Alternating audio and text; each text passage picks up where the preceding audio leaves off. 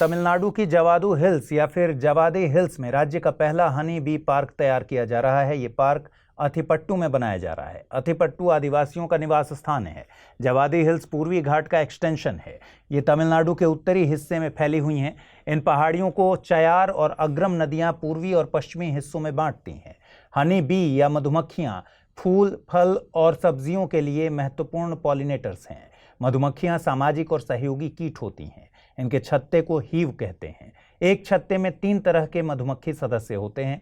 एक वर्ग फूलों से पराग कलेक्ट करने का काम करता है। ये छत्ते को साफ करने और उसकी सुरक्षा करने का काम भी करते हैं। एक क्वीन हनी बी होती है जिसका काम छत्ते की अगली जनरेशन को प्रोड्यूस करना होता है। आमतौर पर एक छत्ते की एक ही क्वीन होती है।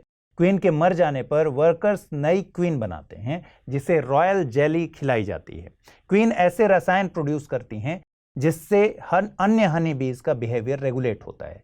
छत्ते में मौजूद मेल बीज को ड्रोन कहा जाता है। ये तीसरा वर्ग बनाते हैं। गर्मियों में एक छत्ते में 100 के करीब मेल बीज होते हैं। सर्दियों में इन्हें छत्ते से बाहर का रास्ता दिखा दिया जाता है। दरअसल सर्दियों में छत्ता अपने सर्वाइवल मोड में होता है। संसाधनों पर दबाव न बने इसलिए इनको बाहर कर दिया जाता है। गृहमंत्री अमित शाह ने पश्चिमी क्षत्रिय परिषद की बैठक की अध्यक्षता की। ये बैठक गुजरात के गांधीनगर में आयोजित की गई। बैठक में पर्यावरण एवं वन, खनन, जल आपूर्ति और अवसंरचना जैसे मुद्दे चर्चा में रहे। बैठक गृह मंत्रालय के तहत आने वाले अंतर्राज्यीय परिषद सचिवालय के द्वारा गुजरात राज्य सरकार के सहयोग से आयोजित की गई थी।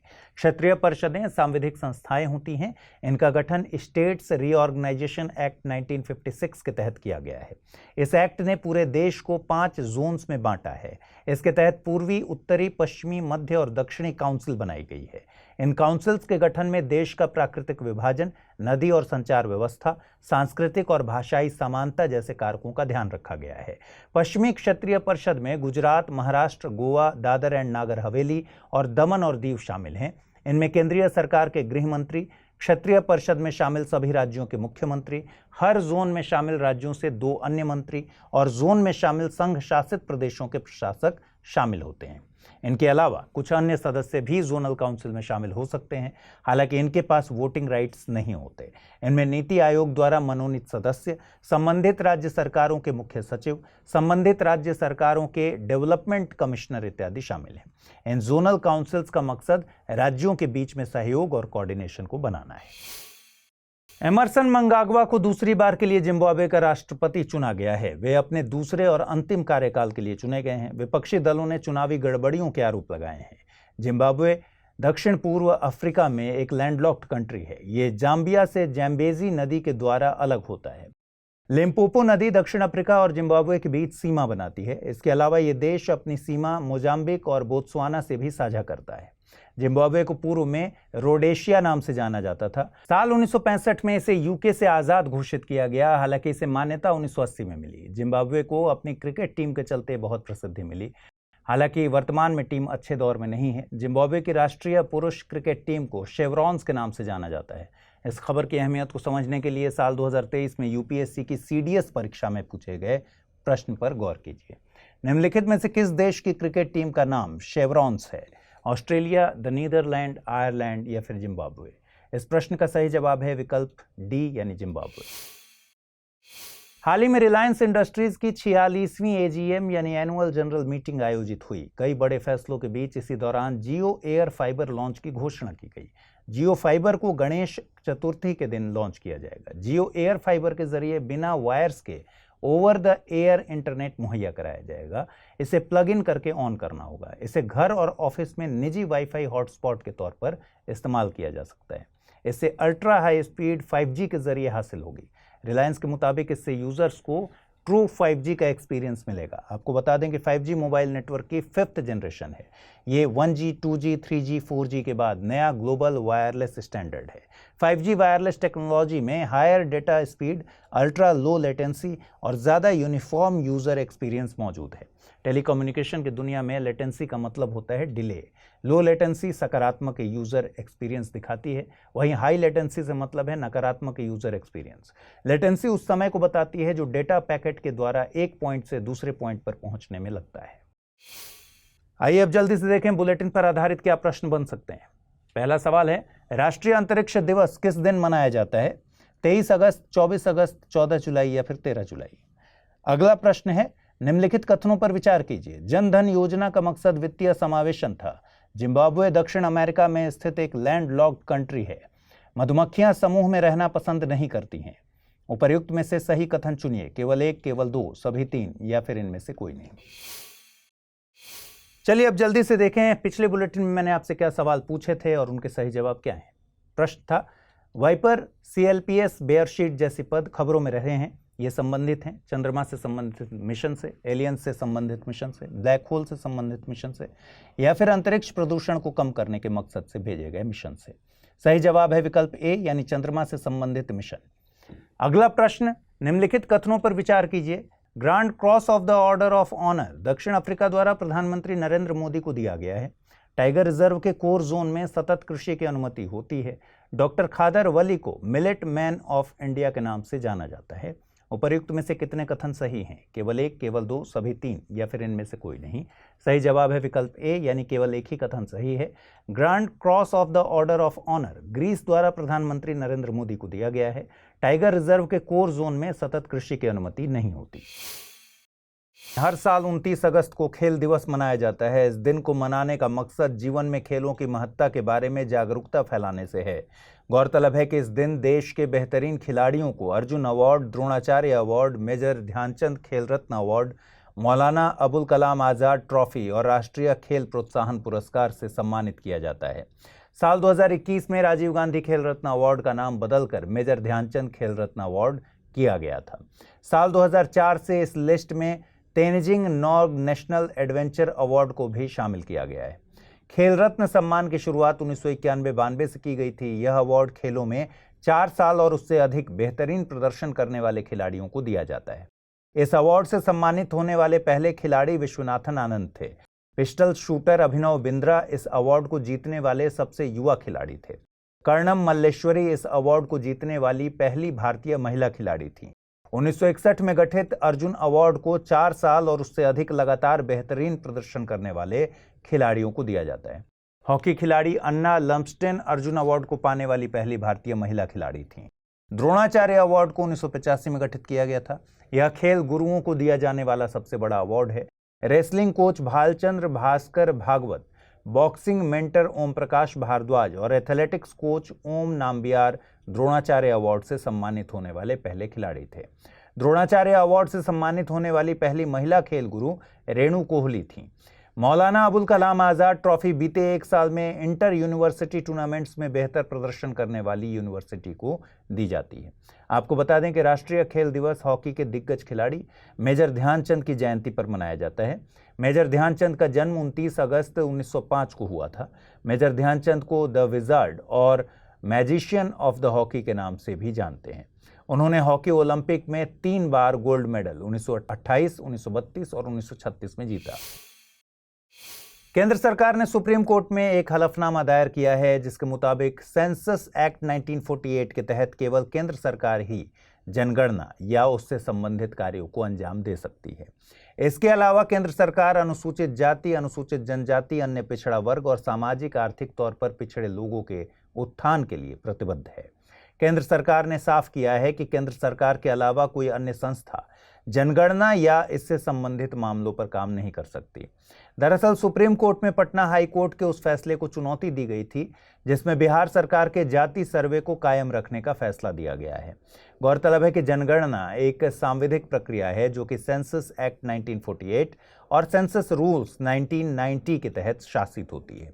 भारतीय संविधान की अनुसूची 7 में यूनियन लिस्ट की एंट्री 69 में जनगणना को मेंशन किया गया है। जनगणना में जनसंख्या के आंकड़ों को कलेक्ट करके एनालाइज किया जाता है। इससे केंद्र और राज्य सरकारों को नीतियां बनाने में मदद मिलती है। इसमें डेमोग्राफी, सामाजिक और आर्थिक स्तर पर डेटा कलेक्ट किया जाता है। भारत में हर 10 साल पर जनगणना कराने की जिम्मेदारी office of the registrar general and census commissioner of India के पास है। ये ऑफिस गृह मंत्रालय के तहत आता है। यूनियन मिनिस्टर नितिन गडकरी ने दुनिया की पहली 100% इथेनॉल फ्यूल्ड वाली कार लॉन्च की है। ये देश के लिए एक ऐतिहासिक दिन है। दुनिया का पहला BS6 stage 2 electrified flex fuel vehicle launch किया गया है। ये लॉन्चिंग भारत के लिए कई लिहाज से फायदे की साबित होगी। देश को आत्मनिर्भर बनने के लिए ऑयल आयात के बिल को कम करना होगा। वर्तमान में देश का oil import bill 16 lakh crore के करीब है। देश के प्रदूषण में ट्रांसपोर्ट सेक्टर का 40% योगदान है। ईंधन के दूसरे विकल्पों से जीवाश्म ईंधनों पर निर्भरता कम होगी, जिसका फायदा प्रदूषण को कम करने में भी मिलेगा। इसके अलावा इथेनॉल ब्लेंडिंग से कृषि समृद्धि में भी 12% से बढ़ाकर 20% की ग्रोथ की संभावना है। रोजगार के नए अवसर भी सृजित होंगे। आपको बता दें कि E20 के तहत पेट्रोल में 20% इथेनॉल ब्लेंडिंग का टारगेट रखा गया है। ये टारगेट पहले साल 2030 के लिए था, जिसे प्रीपोन करके 2025 कर दिया गया है। इथेनॉल यानी एथिल एल्कोहल एक तरह का एल्कोहल है, जिसे वाहनों के पेट्रोल में मिलाकर गाड़ियों में फ्यूल की तरह इस्तेमाल किया जा सकता है। इसका प्रोडक्शन गन्ने की फसल से होता है, लेकिन शर्करा वाली कई अन्य फसलों से भी इसे तैयार कर सकते हैं। इथेनॉल पेट्रोल की तुलना में पूरी तरह से दहन वाला होता है। इसमें कार्बन मोनोऑक्साइड जैसे जहरीले तत्वों का उत्सर्जन बहुत कम होता है। हाल ही में global financial services company HSBC ने एक रिपोर्ट जारी की, जिसके मुताबिक भारत की अर्थव्यवस्था का गोल्डीलॉक्स सिनेरियो कॉरपोरेट्स की आय पर निर्भर करता है। इससे पहले RBI की मौद्रिक नीति समिति की रिपोर्ट जारी हुई थी, जिसमें आंकड़ों को जस का तस रखा गया था।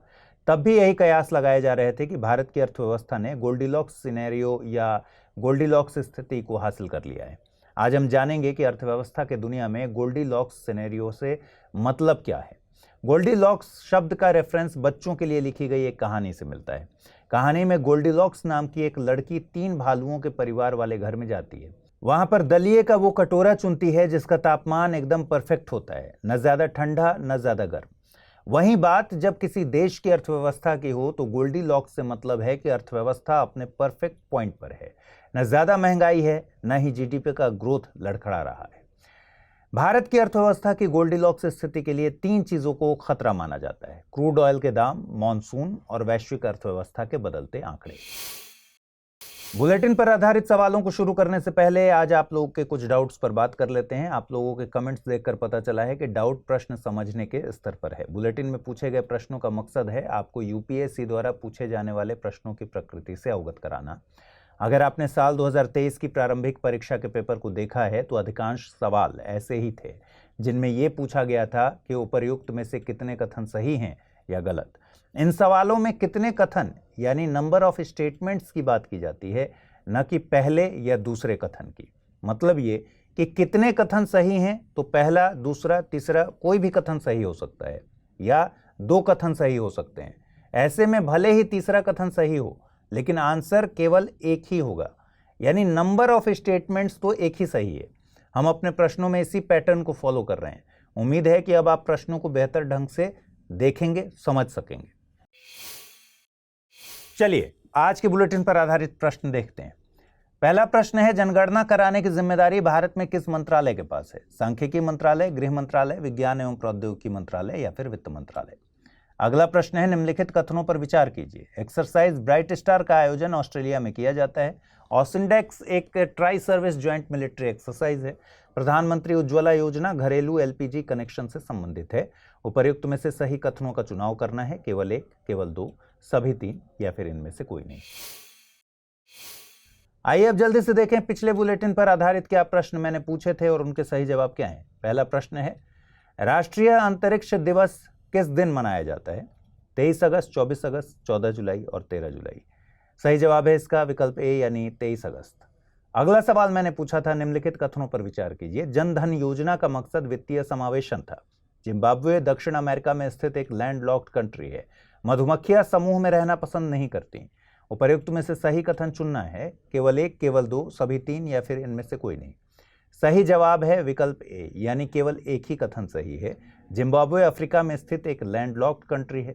मधुमक्खियां समूह में रहना पसंद करती हैं। NGT ने BRO को उत्तराखंड में तकरीबन 10,000 पेड़ लगाने का निर्देश दिया है। ये निर्देश उत्तराखंड में बनाई गई सड़क के कंपनसेशन के तौर पर दिया गया है। एनजीटी का गठन 18 अक्टूबर 2010 को नेशनल ग्रीन ट्रिब्यूनल 2010 एक्ट के तहत किया गया था। इससे पर्यावरण की सुरक्षा और वनों के संरक्षण से संबंधित मामलों का निपटारा शीघ्रता से किया जाना मकसद था।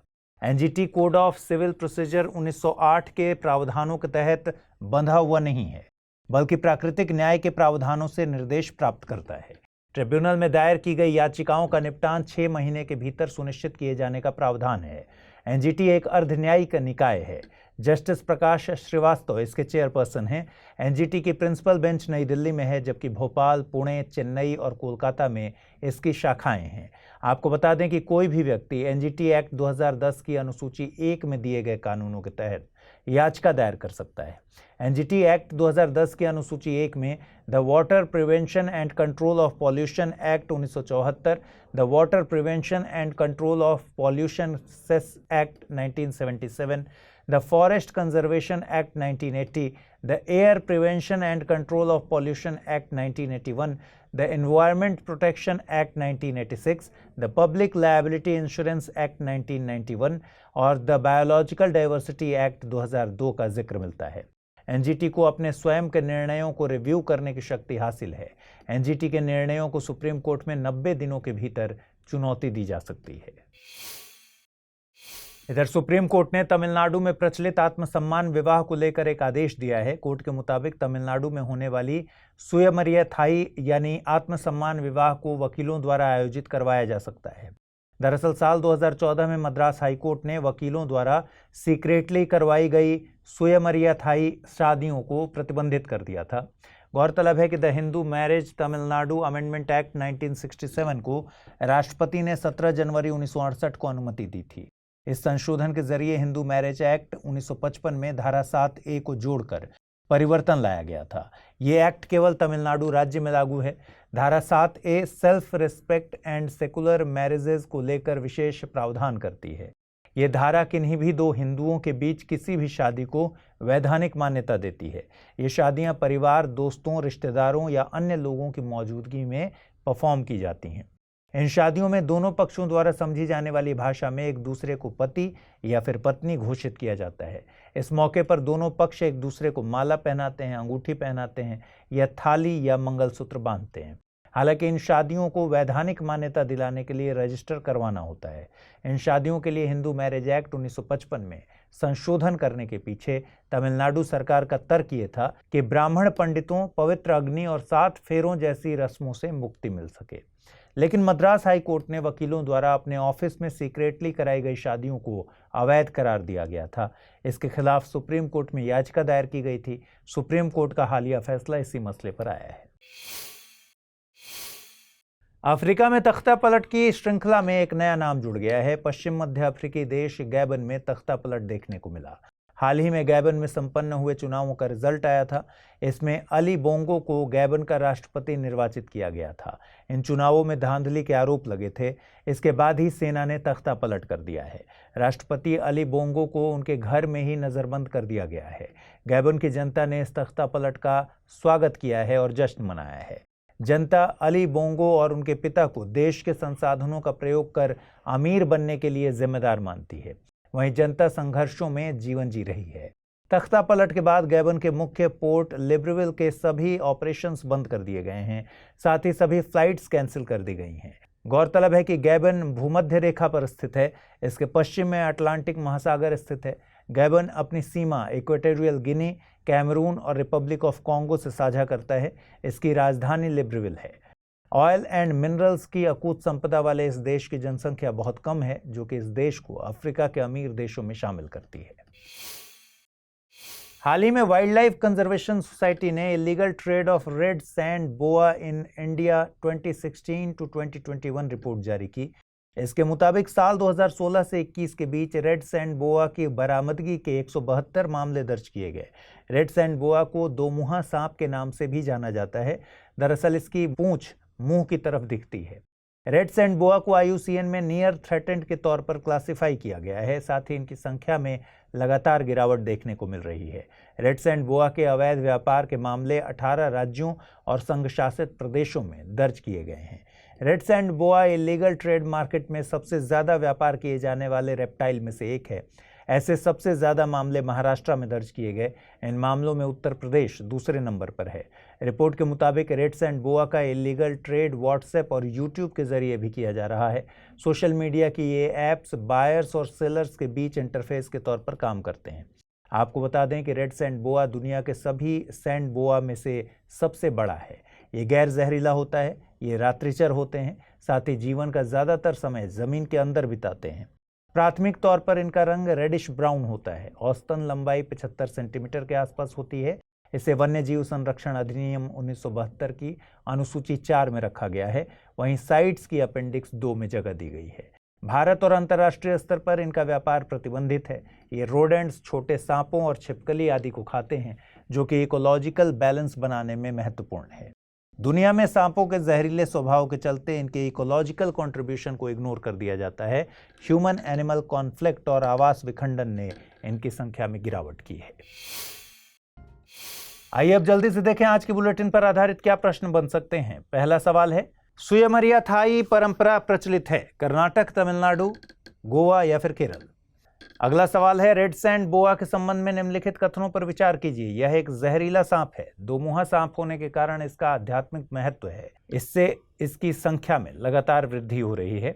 इसका IUCN स्टेटस इंडेंजर्ड है। उपर्युक्त में से कितने कथन सही हैं? केवल 1, केवल 2, सभी 3 या फिर इनमें से कोई नहीं। आइए देखें पिछले बुलेटिन में मैंने आपसे क्या प्रश्न पूछे थे और उनके सही जवाब क्या हैं। पहला सवाल था, जनगणना कराने की जिम्मेदारी भारत में किस मंत्रालय के पास है? सांख्यिकी मंत्रालय, गृह मंत्रालय, विज्ञान एवं प्रौद्योगिकी मंत्रालय या फिर वित्त मंत्रालय। सही जवाब है विकल्प बी यानी गृह मंत्रालय।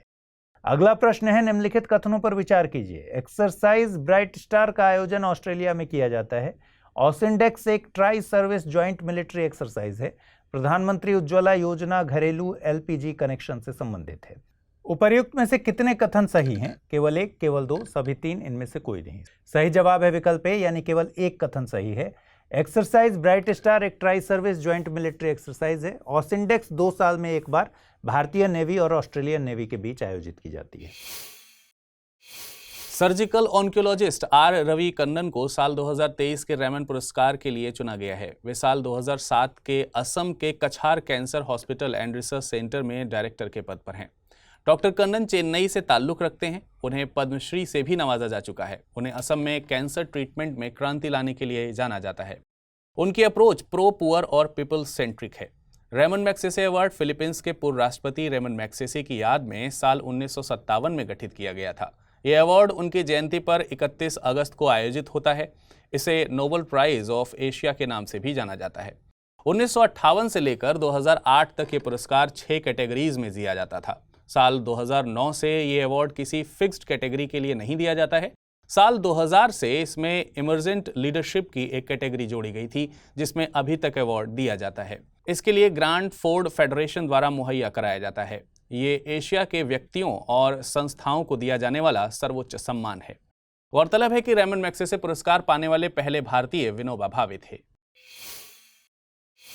चंद्रयान 3 की सफलता के बाद अब इसरो सूरज पर मिशन भेजेगा। इसका काउंटडाउन आज से शुरू हो गया है। आदित्य L1 को 2 सितंबर को भारतीय समय सुबह 11:50 पर श्रीहरिकोटा से लॉन्च किया जाएगा। आदित्य L1 मिशन में PSLV के जरिए 1475 किलोग्राम वजनी स्पेसक्राफ्ट भेजा जाएगा।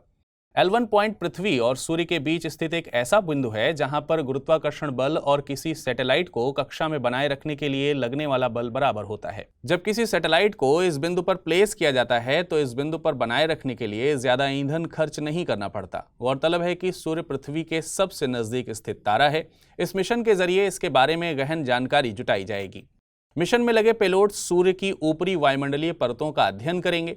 सूर्य का रेडिएशन, ऊष्मा, फ्लो ऑफ पार्टिकल और मैग्नेटिक फील्ड पृथ्वी को कैसे प्रभावित करती है, इसका भी अध्ययन किया जाएगा। इसके अलावा सूर्य के कई मैग्नेटिक और थर्मल फिनोमेना एक्सट्रीम नेचर के हैं, जिनके बारे में जानकारी कई तरह की आपदाओं से बचाएगी।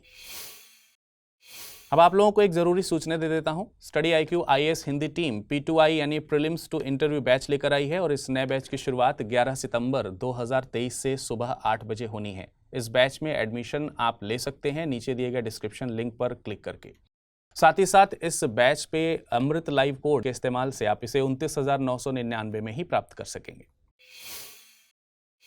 केंद्र सरकार ने वन नेशन वन इलेक्शन के प्रस्ताव का अध्ययन करने के लिए एक पैनल गठित किया है। यह पैनल पूर्व राष्ट्रपति रामनाथ कोविंद की अध्यक्षता में गठित किया गया है। वन नेशन वन इलेक्शन वर्तमान सरकार के मैनिफेस्टो में साल 2014 से ही है। इस अवधारणा से मतलब है कि देश भर में लोकसभा और राज्य विधानसभाओं के चुनाव एक साथ कराए जाएं। देश भर में लोकसभा और राज्य विधानसभाओं के चुनाव अलग अलग वक्त पर होने से प्रशासनिक तंत्र पर बोझ और वित्तीय खर्चा भी ज्यादा होता है। साथ ही नेता वर्ग चुनावी कार्यों में उलझे रहते हैं और लोक कल्याण के कार्यों में वक्त कम दे पाते हैं। विधि आयोग के मुताबिक एक साथ चुनाव कराने से वोटर टर्नआउट भी बढ़ेगा। दरअसल लोगों के लिए एक ही बार में वोट कराना आसान होगा। सरकार भी प्रशासन पर ज्यादा ध्यान दे पाएगी। चुनावी मोड होने के चलते नीतिगत फैसले प्रभावित होते हैं। साथ ही सिक्योरिटी फोर्सेस पर बार बार चुनावी ड्यूटी का बोझ भी कम होगा। इन लाभों के अलावा वन नेशन वन इलेक्शन के नुकसान भी बताए जा रहे हैं। इस अवधारणा को लागू करने के लिए संवैधानिक संशोधन की जरूरत होगी, जो कि बहुत आसान नहीं है। दूसरा, चुनाव एक साथ होने से क्षेत्रीय मुद्दों को तवज्जो नहीं मिल पाएगी। इसके अलावा सभी राजनीतिक दलों का एक मुद्दे पर एक पेज पर होना मुश्किल है। विपक्षी दलों द्वारा इसका विरोध ही किया जा रहा है। चीन के राष्ट्रपति शी जिनपिंग ने चीन के उत्तरी पश्चिमी प्रांत शिनजियांग में काउंटर टेररिज्म गतिविधियों को जारी रखने की बात कही है। ह्यूमन राइट्स वॉच के मुताबिक ये बयान दिखाता है कि मानवता के प्रति अपराध जारी रहेंगे। गौरतलब है कि बीते साल 31 अगस्त को UN ह्यूमन राइट कमीशन द्वारा fight against terrorism and extremism in Jinjiang truth and facts report जारी की गई थी, जिसमें चीन पर मानवाधिकार उल्लंघन के गंभीर आरोप लगाए गए थे। 2023 की शुरुआत में UN high commissioner for human rights ने इस रिपोर्ट की लगातार मॉनिटरिंग की बात कही थी। उइगर मुस्लिम चीन के शिनजियांग प्रांत में निवास करते हैं। चीन में जो उइगर मुसलमान रह रहे हैं वो अल्पसंख्यक तुर्क जातीय समूह से संबंध रखते हैं। माना जाता है कि ये मूल रूप से मध्य और पूर्व एशिया के रहने वाले हैं। चीन में इन्हें अल्पसंख्यक का दर्जा दिया गया है। ऐसा दावा है कि ये समुदाय चीन से अलग होना चाहता है। चीन की वन चाइना पॉलिसी के चलते चीन ऐसा नहीं चाहता। इसके चलते इसके विरोध को पूरी तरह से खत्म करने के लिए चीन द्वारा यहाँ डिटेंशन कैंप्स लगाकर कई तरह की यातनाएं दी जा रही हैं। हालांकि चीन हमेशा इसे नकारता रहा है। आपको बता दें कि ह्यूमन राइट्स वॉच US स्थित एक इंटरनेशनल NGO है। यह मानवाधिकारों की वकालत और उनके संबंधित रिसर्च को अंजाम देता है। चलिए, अब बारी है आज के बुलेटिन पर आधारित प्रश्नों को जानने की। पहला प्रश्न है, हाल ही में रेलवे बोर्ड का अध्यक्ष किसे नियुक्त किया गया है? अश्वी लोहाने, जया वर्मा सिन्हा, प्रकाश श्रीवास्तव या फिर माधवी पुरी बुच? अगला प्रश्न है, निम्नलिखित कथनों पर विचार कीजिए। क्लाइमेट फुटबॉल कप का आयोजन पश्चिम बंगाल में किया जा रहा है। वन नेशन वन इलेक्शन के लिए पैनल का गठन रामनाथ कोविंद की अध्यक्षता में किया गया है। डॉक्टर R रवि कन्नन को रेमन मैग्सेसे पुरस्कार के लिए चुना गया है। उपयुक्त में से कितने कथन सही हैं? केवल 1, केवल 2, सभी 3 या इनमें में से कोई नहीं? चलिए, अब नजर डाल लेते हैं पिछले बुलेटिन पर आधारित प्रश्नों पर और जानते हैं उनके सही उत्तर। पहला प्रश्न पूछा गया था, सुयमरिया थाई परंपरा प्रचलित है कर्नाटक, तमिलनाडु, गोवा या फिर केरल में? जिसका सही जवाब है विकल्प B यानी तमिलनाडु। अगला प्रश्न था, रेड सैंड बोआ के संबंध में निम्नलिखित कथनों पर विचार कीजिए। यह एक जहरीला सांप है। दोमुहा सांप होने के कारण इसका आध्यात्मिक महत्व है, जिससे इसकी संख्या में लगातार वृद्धि हो रही है। इसका IUCN स्टेट्स इंडेंजर्ड है। उपयुक्त में से कितने कथन सही हैं? केवल 1, केवल 2, केवल 3 या फिर कोई नहीं? सही जवाब है विकल्प D यानी इनमें में से कोई भी नहीं।